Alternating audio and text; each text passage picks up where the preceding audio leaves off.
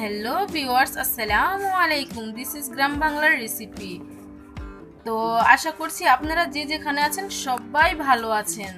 তো আজকে আপনাদের জন্য একটি স্পেশালি ভর্তার রেসিপি নিয়ে আসছি, আর সেটি হচ্ছে ডেওয়া ভর্তার রেসিপি। তো আশা করছি আপনাদের কাছে এই ভিডিওটি ভালো লাগবে। তো তাই এই ভিডিওটি না টেনে দেখার অনুরোধ রইল। তো চলুন দেখে আসি কিভাবে এই ডেওয়া ভর্তার রেসিপিটি বানানো যায়। সো প্রথমে আমি এখানে একটি ডেওয়া ফল নিয়েছি। তো আপনারা গ্রামের ভাষায় এটাকে কি ফল বলেন আসলে আমার জানা নাই, আমি জানি না, কিন্তু আমাদের ভাষায় এটাকে আমরা ডেওয়া ফল বলি।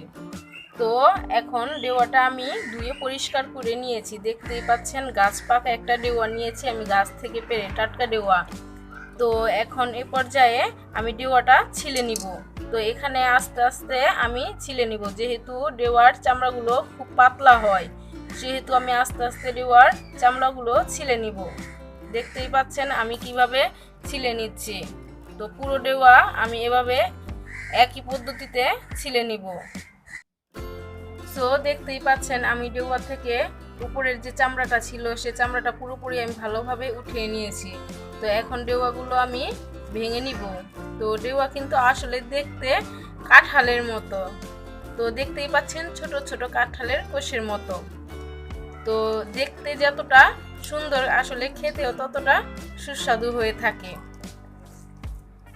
তো এখন এই পর্যায়ে আমি ডেওয়াগুলো ভেঙে নিব।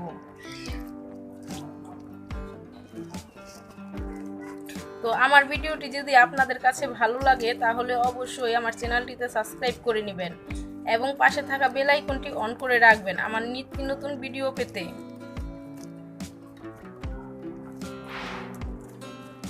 তো দেখতেই পাচ্ছেন আমি ডেওয়াটা পুরোপুরি ভেঙে নিয়েছি।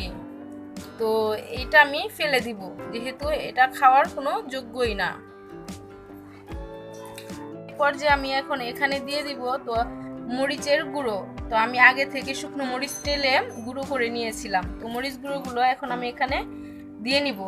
তারপর দিব এখানে স্বাদ মতো কিছুটা লবণ। তো তারপর এখানে আমি দিয়ে দিব, যেহেতু ডেওয়াটা হালকা একটু টক, তো আমি যেহেতু টক এতটা খাবো না তাই আমি মিষ্টির জন্য এখানে চিনি দিয়ে দিব সামান্য পরিমাণ। তো এই পর্যায়ে আমি ভর্তাটা মেখে নিব।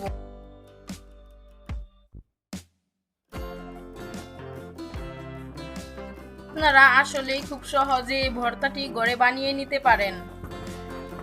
খেতে খুব কিন্তু দারুণ হয়েছে, আসলেই খুব দারুণ হয়েছে। আসলে আপনারা না খেলে বুঝতেই পারবেন না এই ভর্তাটা কতটা ভালো লাগে খেতে।